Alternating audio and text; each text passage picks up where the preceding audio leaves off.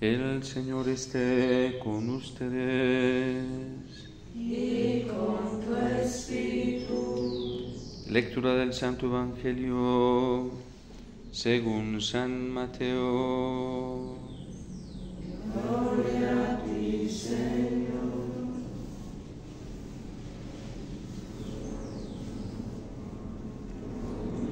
En aquel tiempo Jesús dijo a sus discípulos: les aseguro que si su justicia no es mayor que la de los escribas y fariseos, ciertamente no entrarán ustedes en el reino de los cielos.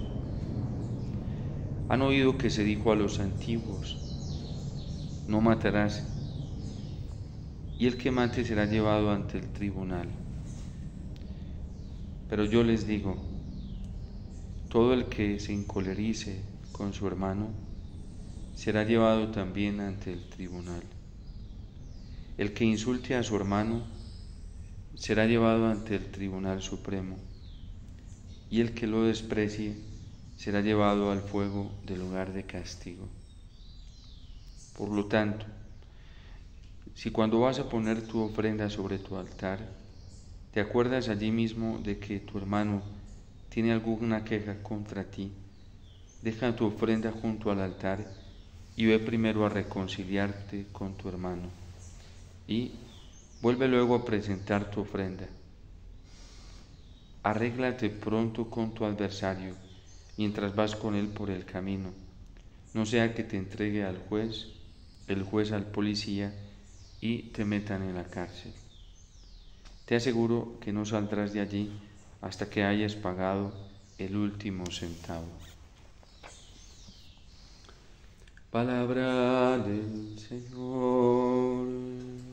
Gloria a ti, Señor Jesús.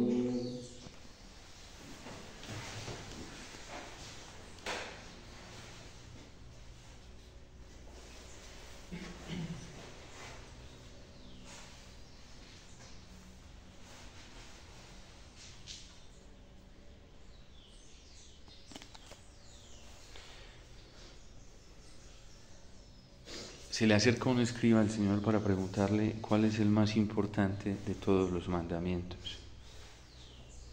Y Jesús, de una manera asombrosa y estupenda, logra sintetizar, simplificar o clarificar los más de 1300 y punta de preceptos, prohibiciones y normas que tenían los judíos, entre ellos los 10 mandamientos.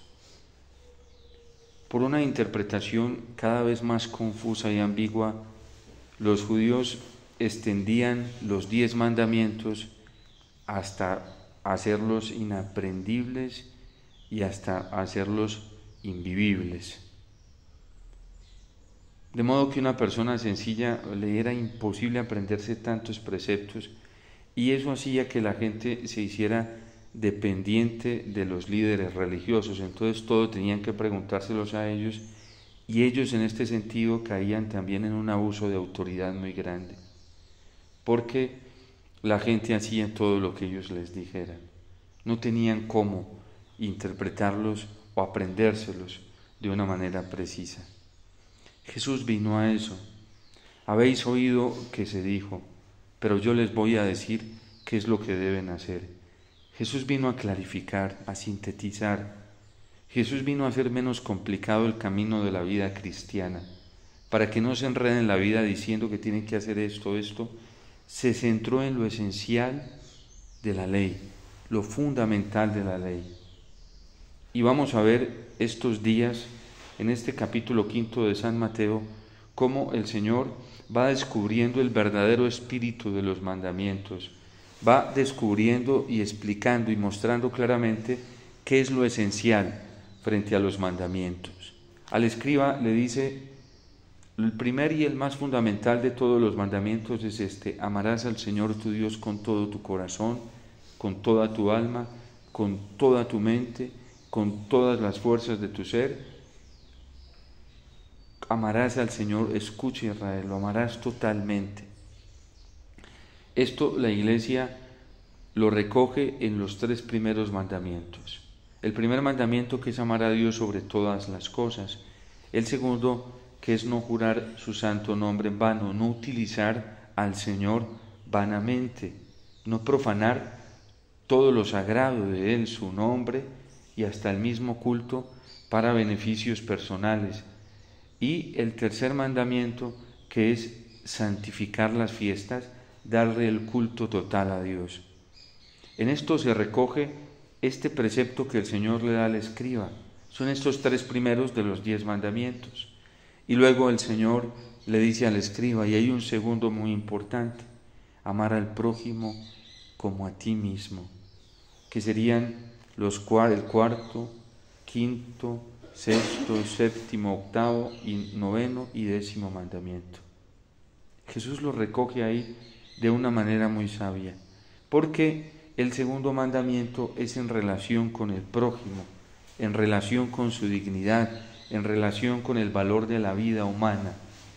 Y por eso lo vas a amar tanto cuanto valores tú tu misma vida, tanto cuanto te sientas tú amado por Dios, tanto cuanto te sientas tú acogido por Dios, tanto cuanto te sientas tú perdonado por Dios, tanto cuanto te sientas tú acompañado por Dios. Siempre la relación para amar al prójimo es la relación que yo tengo con Dios. Así como me ama Dios, así yo debo amar al prójimo. Así como me perdona Dios, así debo perdonar al prójimo. Así como Dios hace tanto por mí, se entrega tanto por mí, así debo entregarme yo por el prójimo. Así como el Señor cuida mi vida de una manera particular, así debo yo cuidar y proteger la vida del prójimo. Esa es la esencia, el espíritu de estos preceptos. El cuarto mandamiento es un respeto a quienes Dios ha puesto en primer lugar para proteger nuestra vida, que son las autoridades, empezando por nuestros padres, que tienen la gracia de Estado, y a ellos se les concede de manera esencial esa gracia de Estado para proteger el tesoro de nuestra vida, no para corromperla. Las autoridades civiles, a quienes Dios le dio una autoridad específica para proteger el bien más grande de todos los bienes comunes, que es la vida, porque la vida la considera Dios como algo sagrado, así la ha cuidado siempre. Y en ese sentido nosotros valoramos y respetamos a las autoridades civiles en cuanto protejan, valoren la vida como un don sagrado.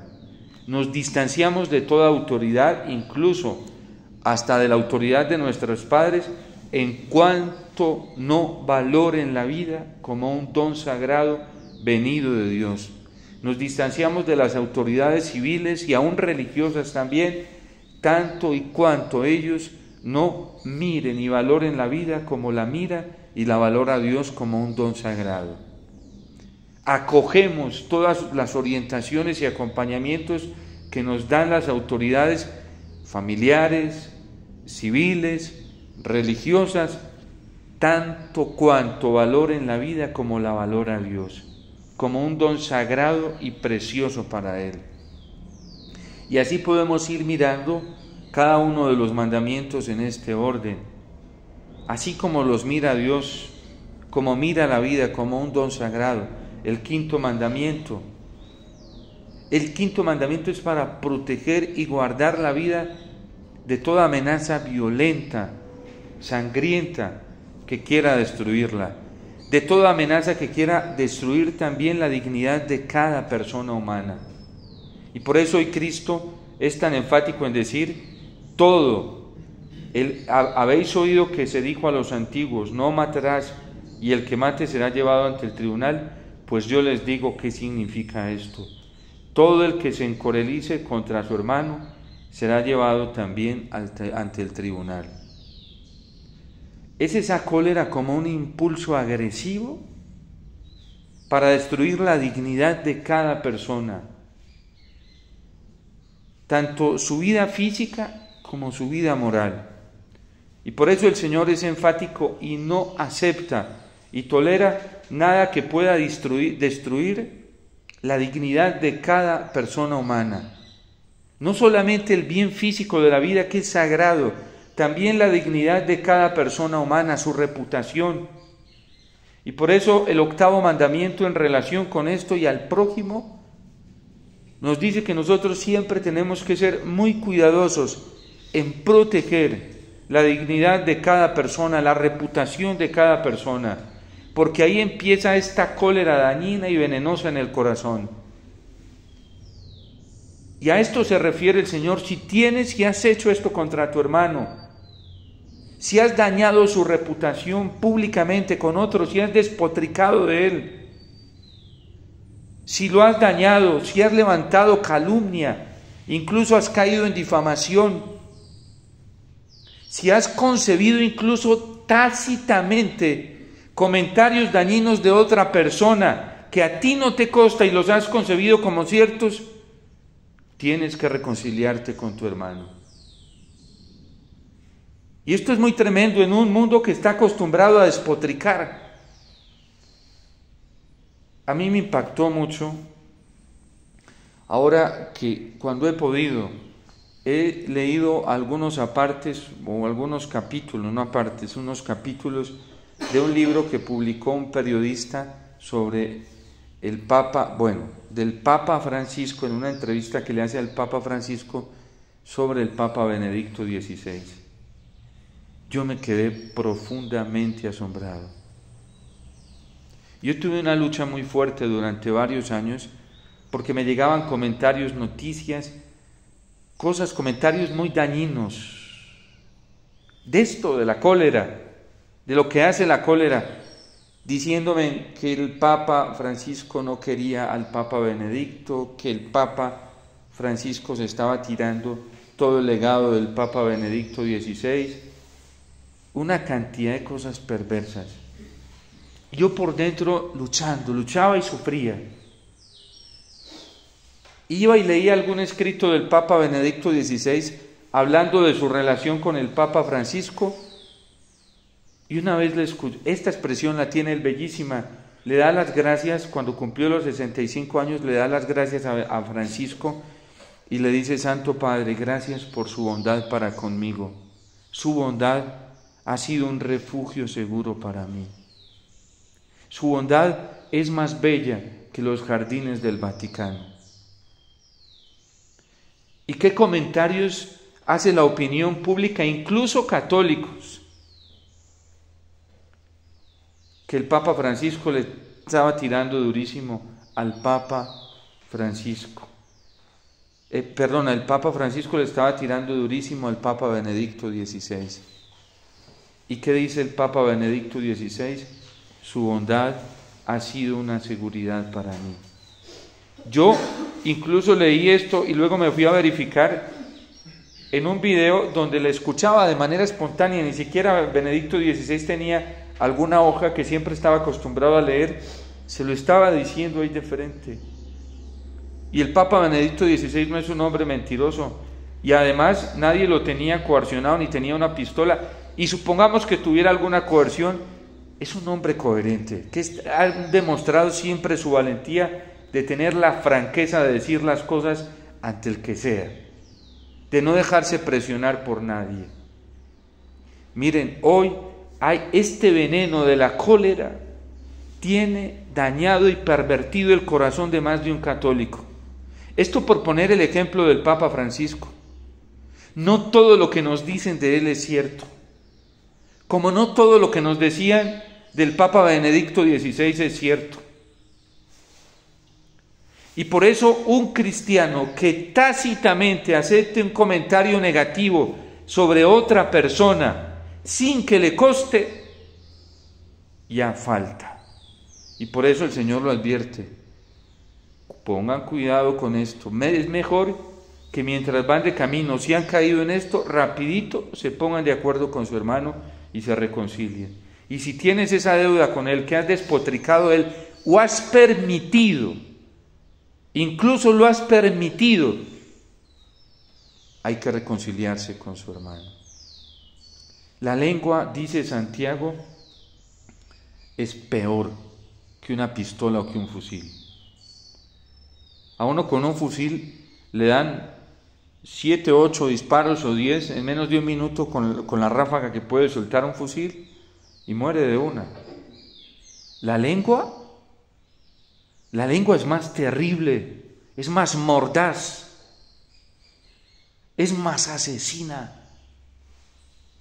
Cuando va impulsada por un corazón que está dañado, que está envenenado, que dejó meter el veneno del diablo dentro. Que a uno le hagan algo y le duela, eso es normal, no somos de piedra ni de tronco. Pero que uno deje convertir ese dolor en veneno, eso ya es culpa mía, es problema mío, por no cuidar el corazón. Y por eso el Señor hoy lo advierte. Todo el que se encolerice con su hermano se hará llevado también al tribunal. Y si hemos caído en esto, es mejor de una vez reparar, porque después nos tocará dar cuenta de esto. Y además el Señor lo advierte, iniciando, no entrará en el reino de los cielos. Una persona que tiene veneno en su corazón. Vuelvo y repito, una cosa es que a uno le duelan las actitudes negativas del prójimo, eso es inevitable, el dolor es inevitable, Dios lo permite. El Padre no eximió a Cristo de ser atormentado por el dolor, pero ¿en qué convirtió Cristo el dolor de los desprecios, de los maltratos, de las calumnias, de las injusticias? De la injusticia que cometió Pilato, de la injusticia que cometieron quienes lo azotaron, de quienes se burlaban de él. ¿En qué convirtió Cristo ese dolor? Lo convirtió por la unción que había recibido del Espíritu Santo, que también la recibimos nosotros, en perdón. ¿Cuál fue su primera palabra ya a punto de morir? Padre, perdónalos, porque ellos no saben lo que hacen. Siempre que nos pasa algo y nos duele, el diablo está al acecho. Está al acecho el Espíritu Santo para ver si lo elegimos a él. Y también el demonio. Pero soy yo el que elijo qué camino tomar. Señor, yo me decido al amor. Me determino por el amor. Me determino, así sea injusto lo que me hicieron, me determino por el perdón. Llega el Espíritu Santo y eso lo transforma en compasión. Y en esos momentos el alma comienza y el corazón comienza a experimentar paz y hasta alegría sobrenatural. Pero si digo, no, comienzo a encerrarme, ¿por qué me tuvieron que hacer esto? Esto es injusto. ¿Por qué? El diablo está ahí. Ve, cuando ese fueguito prendido el diablo, comienza a echarle paja. Y el diablo sabe quién anda así también. Ya los conoce. Y dice, a esta persona que ya le está echando pajita a este fuego que está dejando, le voy a poner esta que tiene esta misma herida, este que tiene este mismo veneno, se los voy a poner al lado para que se termine de envenenar.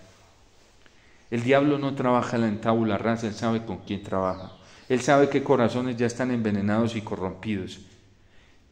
Y entonces uno dice, ay, mira, Dios como me puso esta persona. Dios no me va a poner personas alrededor que me dañen el corazón. Eso lo pone el diablo, que también trabaja para lograr una unidad en la corrupción y en la cólera. Por eso nosotros tenemos que cuidar tanto el corazón de la crítica, de la murmuración. Tenemos que cuidarnos de personas que están envenenadas, resentidas, que no quieren perdonar. No podemos estar ahí. Nos intoxicamos. Y hay cristianos que ya tienen pervertido el corazón y se lo están dejando dañar. Porque nosotros no tenemos otro llamado diferente de parte del Señor que al amor. Y ese amor se manifiesta en el perdón y en la compasión. Hayan hecho con nosotros lo que hayan hecho. Pues peor fue lo que le pasó a Jesús y fue por culpa mía. Porque a Jesús le pasó todo eso fue por mis pecados. Si no lo hacemos, el diablo aprovecha y podemos, dice el Señor, si no solucionamos eso, seremos conducidos al tribunal. Entonces hay que aprovechar mientras todavía vamos de camino. Todavía tenemos un segundo, un minuto, una hora, un día para reconciliarnos. Y reconciliarnos no significa ir a buscar a la persona y ponernos a tomar café con él, no, es en el corazón. Decidirme ya hoy amar, perdonar dentro. Dios no nos pide otra cosa, aquí dentro, en el corazón. Todo el que maltrate a su hermano con insultos será llevado ante el Tribunal Supremo. Lo que hablaba de la crítica. Miren, hay grupos religiosos que son fascinados reuniéndose a despotricar. Hay laicos que son despotricando y destruyendo la reputación de sacerdotes, hasta del Papa, con nombres y todo difamando. Una cosa es que tengamos el deber de denunciar las actitudes que no son correctas dentro de la vida sacerdotal, las actitudes. Pero personas, coger nombres de personas, a nosotros no nos han dado esa autoridad. Y cuando la iglesia tiene que advertirnos de alguien con nombre en particular, porque esa persona ya está obstinada, sembrando error, enseñando errores, a la iglesia lo hace públicamente. Y nos dice, como lo hizo la Congregación de la Doctrina de la Fe, con algunos teólogos de la liberación, y no solo de la liberación, sino algunas teologías y tendencias morales inadecuadas. Cuidado con estos, como una mamá, cuidado mijito con este, porque este ya tiene dañado su corazón y anda dañándoselo a los demás. Miren, por amor a nosotros mismos, y el amor que nos tiene, no estemos al lado de personas intoxicadas y envenenadas, que se la pasan hablando mal de otras. A mí como sacerdote me toca acoger a mis fieles y a los que acompaño, y si me toca advertirles con nombre de estas personas, lo hago. Yo fui a predicar un retiro en un lugar y me di cuenta que estas personas eran seguidoras de todos estos que dañaron la conciencia y el alma de tantos católicos en Colombia con lo del mal menor. Me tocó con nombres decirles, no los escuchen más, con nombre particular. Ay, padre, usted ahorita en su predicación nos dijo los nombres de estas 3 personas que son los directores de un movimiento laical. Sí, se los digo porque yo tengo el deber, la autoridad moral para cuidar sus almas, y están envenenando a la gente y la están dañando, porque le están enseñando errores. No los escuchen más. Ay, padre, yo escuchaba a este laico y seguía todas sus enseñanzas porque me parecían buenas. No lo escuches más, por amor a tu alma. Su doctrina tiene errores, es dañina, porque nunca se corrigieron. Más dañino todavía es eso, más perverso. ¿Y de dónde saco yo eso? Primero, de la autoridad que el Señor me dio como pastor. Segundo, de la autoridad moral, porque yo tendré que darle cuentas al Señor si no cuido el alma de los fieles que yo acompaño. Y a los que yo tengo el deber de acompañar, es mi deber y es el deber moral de todo obispo, sacerdote, cuidar a sus fieles. Porque Dios nos va a pedir cuenta a los pastores de eso, si los dejamos caer en las manos de lobos disfrazados de ovejas, de mercenarios disfrazados de pastores, que los hay muchos. Es que es un mal evidente. Lo que pasó en Colombia en las elecciones presidenciales fue evidente. Eso no es de suponer. Y estos laicos siguen empecinados dañando el corazón de la gente. Y eso no está bien. Hay que orar por ellos. ¿Cuál es nuestro deber con ellos? Amarlos como los ama Dios. Y el amor de Dios es tan fuerte que hasta los corrige. La compasión de Dios es tan fuerte por ellos que los quiere detener en ese mal que van. Porque es perverso. Yo he sido testigo de eso. Y lo que hacen más dañino todavía, fíjense, ustedes van al 5.º mandamiento cuando el catecismo dice de aquellos que dan escándalo. ¿Y cómo se da el escándalo? El escándalo se da llevando a alguien a hacer el mal a través de un consejo o a través de comportamientos dañinos. ¿Y qué le aconsejaron a la gente? Que votaran por un candidato que promovía el aborto. El aborto es un homicidio gravísimo y respeta el valor sagrado de la vida. Van y le dicen a la gente, voten por esta persona, por un candidato que promueve el matrimonio igualitario. Eso es corrupto, así lo diga un sacerdote. Así lo escuchemos algún día en labios de algún obispo, eso es corrupto, eso no es de Dios. El don de la vida es sagrado, hay que protegerlo. Pero es que Rodolfo Hernández solamente promovía el aborto en esto, Petro lo promovía más. No importa, ninguno de los dos. Porque el valor de la vida es sagrado y más la vida inocente. Esta gente de católicos, de cristianos, solo tienen un disfraz, un maquillaje. No los podemos odiar, pero mi deber como sacerdote es corregirlos, y yo los he corregido, porque me duele su alma y me da pavor que se puedan condenar. Yo no decido el destino eterno de ellos, pero el Señor lo está diciendo. Hay del que escandalice a uno de estos pequeños. Más le valería que le amarraran una piedra de molino y lo arrojasen en el mar. A ver si así se salva. Pero lo que hicieron fue horrible, espantoso. Llevar a miles de católicos a cometer ese error. Y hoy hay gente en esos grupos que se ha dado cuenta del error y se quieren retirar de ahí porque saben que son cómplices estando ahí. Y les dicen, si te retiras de acá, te pierdes. ¿Cómo los manipulan? ¿Cómo se atreven a hacer eso con la gente? Y yo no sé los pastores qué les pasa, que permiten que maltraten así y manipulen la conciencia del pueblo. Manipulando las conciencias. ¿Quién dijo que hay un mandamiento en la Biblia? Ni siquiera en el catecismo, el magisterio de la iglesia o el concilio, que nos diga tienes que estar en este grupo o en este otro para que te puedan salvar. Eso no es de Dios, eso es del demonio. Donde tenemos que estar es en la iglesia católica, bebiendo de lo que la iglesia nos da, que son los sacramentos.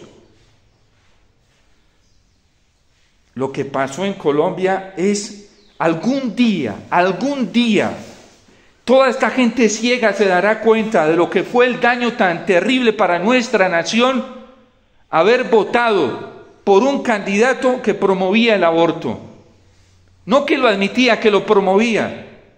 Se permitirá en mi candidatura, en mi gobierno se permitirá el aborto, el matrimonio igualitario.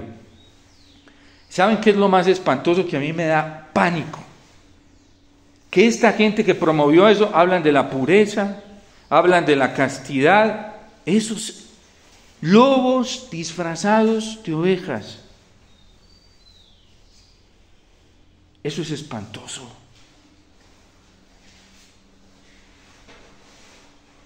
Nosotros no podemos admitir eso. La vida es sagrada y por eso vamos a escuchar estos días a San Mateo hablar. Habéis oído que se dijo, no matarás.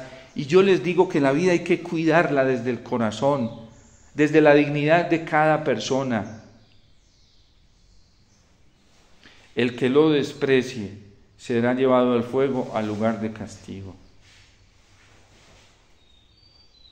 Estas personas a mí me denunciaron por hablar del mal menor y denunciar el mal menor.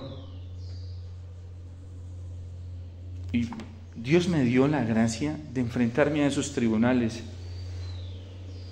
Es que la vida hay que defenderla. Y yo no voy a renunciar a la verdad, en la protección y defensa de la vida, porque la vida es sagrada. Así no les guste a miembros de la iglesia esto. Y tenemos que dar la vida por la vida del prójimo. Tenemos mártires santos que han entregado sus propias vidas por la protección del prójimo. ¿Cómo no vamos a entregar la vida por la protección de un niño, de una criatura indefensa en el vientre de una madre? Tenemos que ser protectores de ella. Pero esta misma gente que sale a hacer marchas en defensa de la vida fueron los mismos promotores de que se votara por un candidato promotor del aborto. Miren cómo está Colombia hoy. No es para menos. Pero no podemos odiar. Así digan lo que digan y hagan lo que hagan asolapadamente, tenemos que amar. No podemos encolerizarnos. ¿Qué hay que hacer todos los días? Traerlos a la Eucaristía y pedirle al Señor que tenga compasión de ellos. Eso no equivale a que yo como sacerdote me calle para proteger la dignidad y la conciencia de tantos cristianos católicos que están siendo engañados por estos grupos. Miren, Dios reparte sus dones. El don más sagrado que nos dio fue el don de la vida. Y yo puedo hacer uso de este don tan sagrado de la vida para cosas buenas, pero también para cosas malas.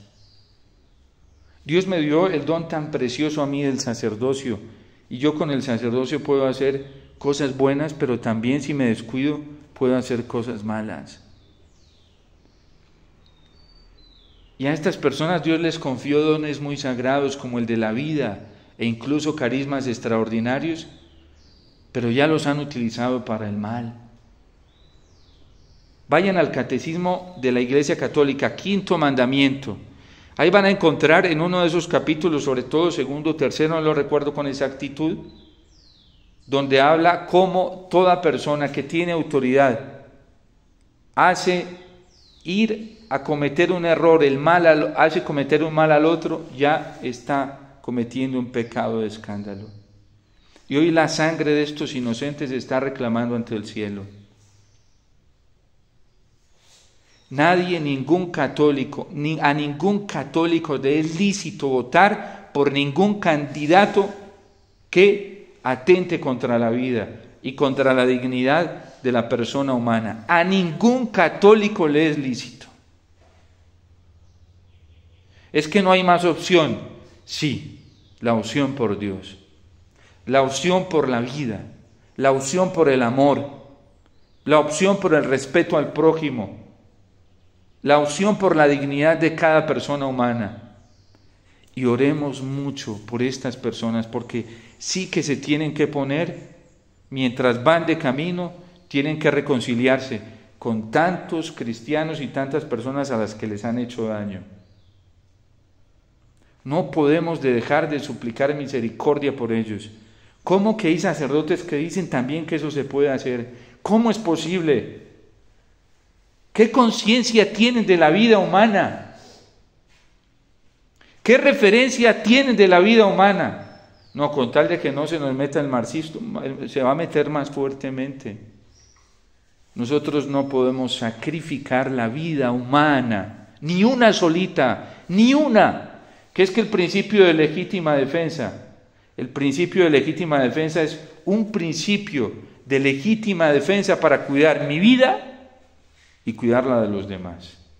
Incluso yo expongo mi vida para cuidar la de los demás. Pregúntele a un soldado que defiende la patria cómo expone su propia vida para cuidar la de todos los colombianos. ¿Y cuántos no han sido héroes de la patria? No aplicándolo, es que matemos unos cuantos niños para defender, que se mueran 3 para defender 50,000 vidas. Ni una sola.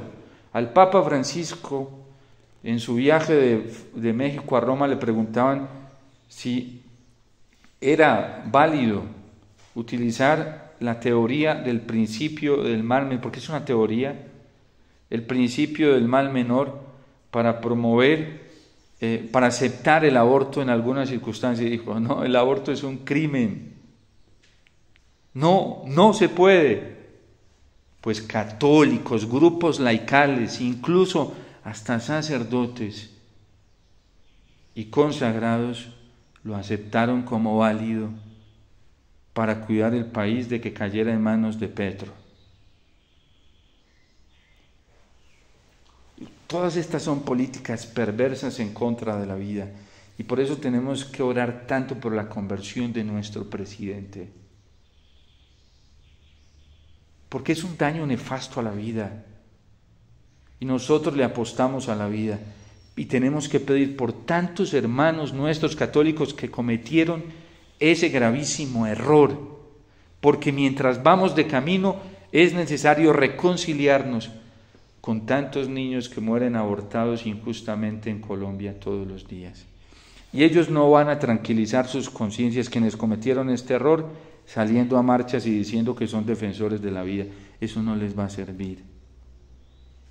Por lo tanto, si te vas a poner tu ofrenda sobre el altar, te acuerdas allí mismo de que tu hermano tiene una queja contra ti. La sangre de esos niños reclama justicia.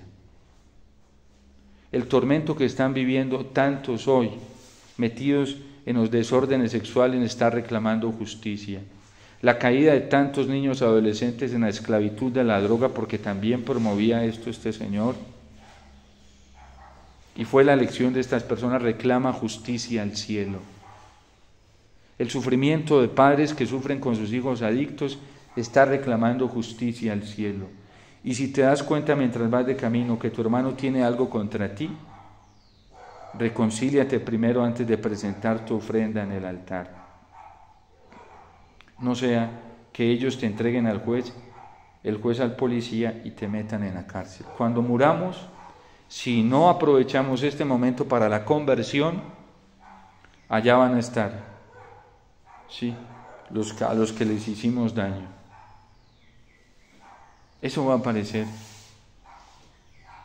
Eso va a aparecer. Nosotros podemos ser motivo de bendición para alguien, pero también motivo de pérdida para otros.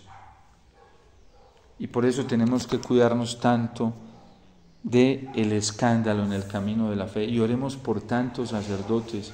Miren, hay veces nosotros ministros somos un escándalo. No digo todos, porque hay sacerdotes muy buenos. No digo todos los religiosos y religiosas, porque hay religiosos y religiosas buenos. No digo todos los obispos, porque hay obispos buenos. Pero hemos sido en muchas ocasiones motivos de escándalo para la fe de nuestro pueblo, para la dignidad de la persona, para que amen al Señor. Con nuestra vida doble moralmente, con nuestras incoherencias frente a los mandamientos. Y por eso el camino que nos da el Señor es el camino del amor. Perdonemos, amemos como el Señor ama y no aceptemos el error y el mal, porque daña nuestro corazón.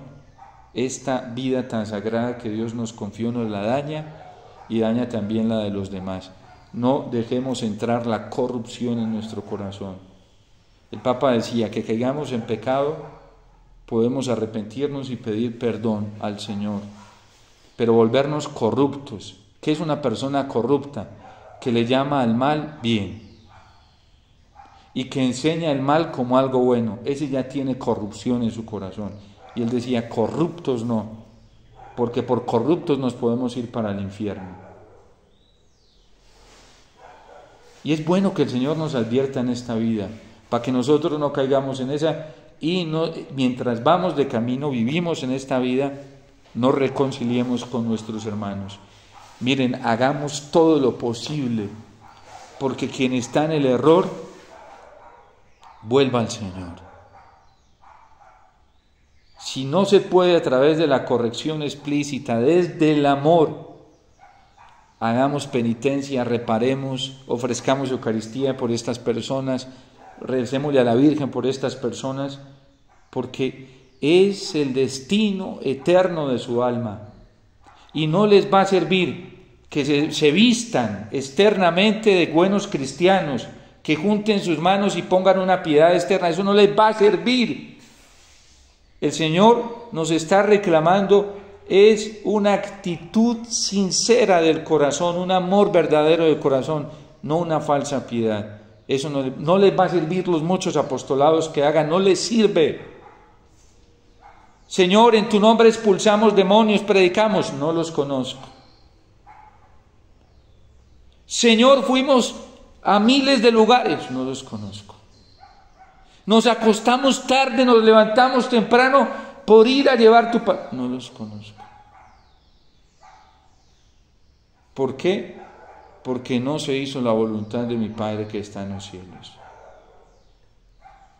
No nos va a servir. Por eso los cristianos no nos salvamos por las obras. Nos salvamos por la fe en nuestro Señor Jesucristo. Y la fe en nuestro Señor Jesucristo es hacer todo lo que hace el Señor, amar todo lo que Él ama y llevar a cabo cada una de sus enseñanzas. Eso es lo que a nosotros nos salva, ser obedientes a eso, no hacer una cantidad de cosas. A mí como sacerdote no me va a servir la cantidad de cosas externas que haga, sino la obediencia a nuestro Señor Jesucristo. Eso es lo que me va a procurar la entrada en el reino de los cielos.